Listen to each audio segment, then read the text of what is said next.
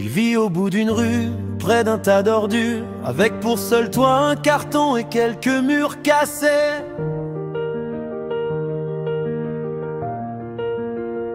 Chaque matin il se lève avec la faim en premier. Il fouille dans les déchets pour trouver quelque chose à garder. Autour de lui, on parle d'une île pleine de trésors, rubis, saphirs, pierres rares qui valent de l'or. Mais lui ne voit que la poussière et les mouches, et le froid de la nuit qui lui brûle la bouche. Et pendant que la terre cache des richesses sous ses pieds, lui n'a même pas un repas pour finir la journée. Madagascar brille pour les étrangers, mais ses enfants, eux, fouillent les poubelles pour exister.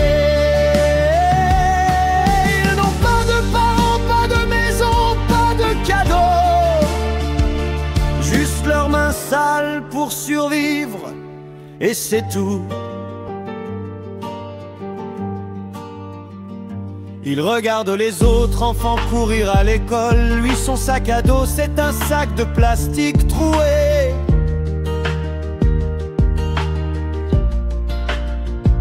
Il ramasse du métal, du verre, des bouts de fer. Tout ce que les gens jettent, il le trie pour espérer manger.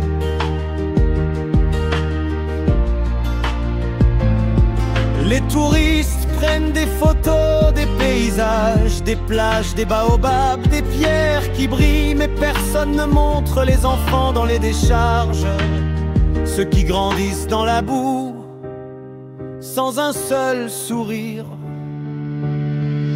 Et pendant que la terre cache des richesses sous ses pieds, lui n'a même pas un repas pour finir la journée.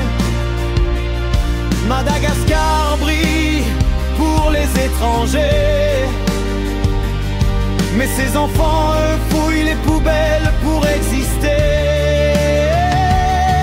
Ils n'ont pas de parents, pas de maison, pas de cadeaux, juste leurs mains sales pour survivre, et c'est tout. On parle d'une île belle, d'un paradis naturel, mais derrière les cartes postales, il y a le réel. Des enfants qui ont 10 ans et travaillent comme des grands, sans avenir, sans Noël, juste du vide devant.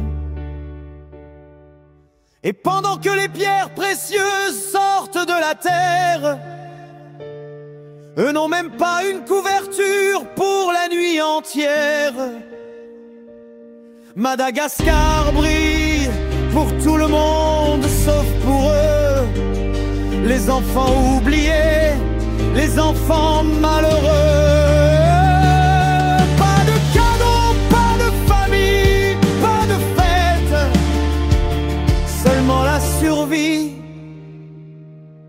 et la décharge comme planète.